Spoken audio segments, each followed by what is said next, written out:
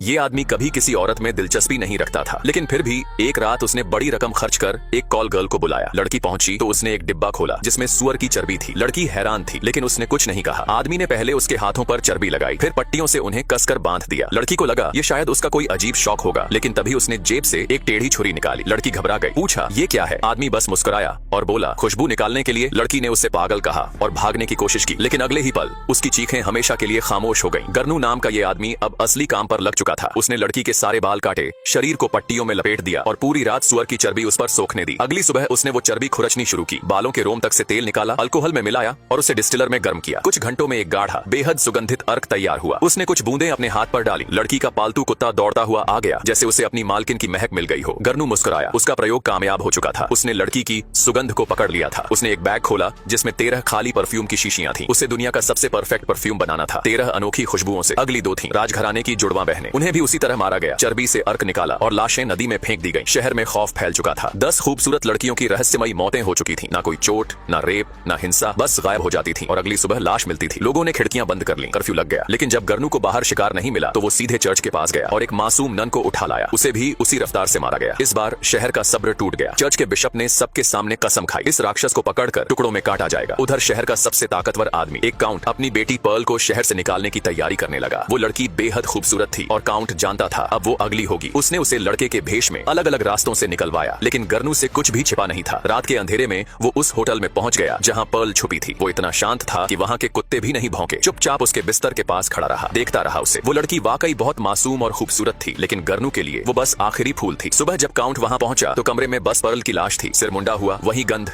वही तरीका। गर्नू अब 13वीं शीशी भी तैयार कर चुका था, बस अब उन्हें मिलाना बाकी था। लेकिन तभी पुलिस ने उसे घेर लिया। उसके कमरे से सब लड़कियों के बाल, कपड़े और सबूत मिल चुके थे। अब साफ था गर्नू ही कातिल है, लेकिन वो मुस्कुराया और बिना एक शब्द बोले खुद को पकड़वा दिया। फांसी वाले दिन पूरा शहर जमा हुआ था। सबको लगा आज राक्षस खत्म होगा, लेकिन ऐन वक्त पर गर्नू ने जेब से वही परफ्यूम निकाला, 13 आत्माओं की खुशबू वाला। ढक्कन खोला और बस हवा में वो खुशबू फैलते ही पूरा मैदान जैसे सम्मोहित हो गया। लोग उस पर झुकने लगे। वो शाही कपड़ों में था, हर कोई उसे देवता समझकर सलाम कर रहा था। यहाँ तक कि पोप भी उसके सामने घुटनों पर गिर गया। लोग मान बैठे ये खुदा का अवतार है, लेकिन गर्नू के चेहरे पर मुस्कान नहीं थी। उसका दिल अब भी उस एक लड़की में अटका था, वो फल बेचने वाली लड़की जिससे सब शुरू हुआ था, जिसकी खुशबू सबसे सादा, सबसे असली थी। वो लौट गया उस बदबूदार मछली बाजार में जहाँ पहली बार उसे वो मिली थी। वहीं उसने पूरी परफ्यूम की बोतल अपने ऊपर उड़ेल दी और फिर लोग उसे देखकर पागल हो गए। उस पर टूट पड़े। किसी ने उसे चूमा, किसी ने नोचा, किसी ने खाया। लोग उसकी हर बूंद को खुदा का टुकड़ा समझ बैठे। गर्नू वहीं खत्म हो गया, लेकिन उसकी बनाई वो खुशबू वो दुनिया की सबसे परफेक्ट परफ्यूम बन चुकी थी।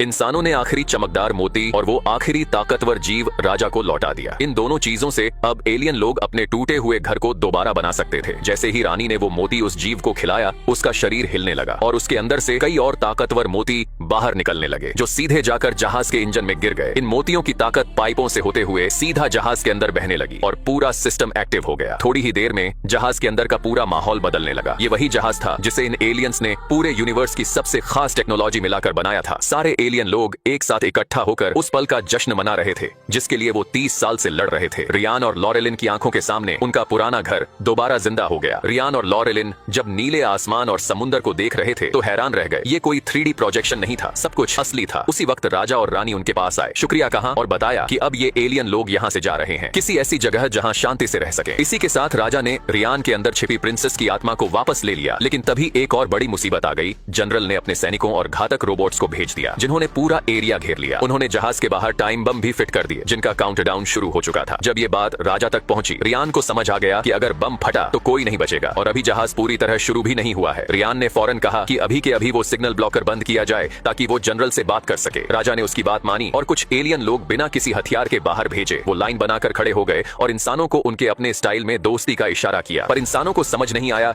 कि ये हो क्या रहा है। लेकिन जब देखा कि सामने से कोई हमला नहीं हो रहा तो उन्होंने भी कोई फालतू हरकत नहीं की। इधर रियान ने जनरल से बात की और उसे बताया कि ये सब गड़बड़ इंसानों के ही एक अफसर की वजह से हुई है। उसने समझाया कि एलियन लोग इंसानों के लिए किसी भी तरह का खतरा नहीं है और अगर ये ऑपरेशन नहीं रोका गया तो सब खत्म हो जाएगा। जनरल को पहले से शक था और उसने रियान की बातों पर भरोसा कर लिया, लेकिन उसकी भी लिमिट थी। ऑपरेशन रोकने का अधिकार सिर्फ उसी कमांडर के पास था जिसने ये सब शुरू किया था। इसलिए उसने कहा कि पहले कमांडर से बात कराओ। अब रियान और लॉरेलिन ने मिलकर उस कमांडर को जबरदस्ती घसीट कर लाया। लॉरेलिन ने गुस्से में उसे एक जोरदार थप्पड़ मारा और वो झट से होश में आ गया। रियान ने उससे कहा कि अब बकवास बंद कर और सब रोक दे। सकते, लेकिन उसने पहले से ही एक चाल चली हुई थी। उसने बात करते करते एक वॉइस कमांड दे दी, जिससे सारे रोबोट्स की मारो सबको मोड ऑन हो गई। अब रोबोट्स किसी को नहीं छोड़ रहे थे, इंसान, एलियन, सबको एक ही नजर से मार रहे थे। कमांडर चाहता था कि सब मर जाएं, ताकि उसका सारा झूठ किसी को पता ना चले। ये रोबोट्स के अचानक अटैक से इंसानी सैनिक बुरी तरह बिखर गए, कमांड सेंटर भी उड़ गया, और सबसे खतरनाक बात ये थी कि इन रोबोट्स ने बम का नया टाइमर भी चालू कर दिया था। अब रियान ने बिना वक्त गंवाए हथियार उठाया और सीधे लड़ाई में कूद पड़ा। वो जानता था कि वो ज्यादा देर तक नहीं टिक पाएगा, लेकिन उसका मकसद था बस इन रोबोट्स को कुछ देर तक रोके रखे, ताकि एलियन लोग भाग सकें। जब बम फटने में सिर्फ 5 सेकंड बाकी थे, रियान जहाज के अंदर भागा, मरने को तैयार। लेकिन तभी पाओगो नाम का एक टेक एक्सपर्ट झट से पहुंचा और सारे रोबोट्स की पावर सप्लाई काट दी, और बम का टाइमर भी वहीं रुक गया। उसी वक्त एलियन लोगों का जहाज भी फुल पावर में उड़ चुका था। उन्होंने एक झटके में स्पेस जंप किया और पूरा जहाज गायब हो गया।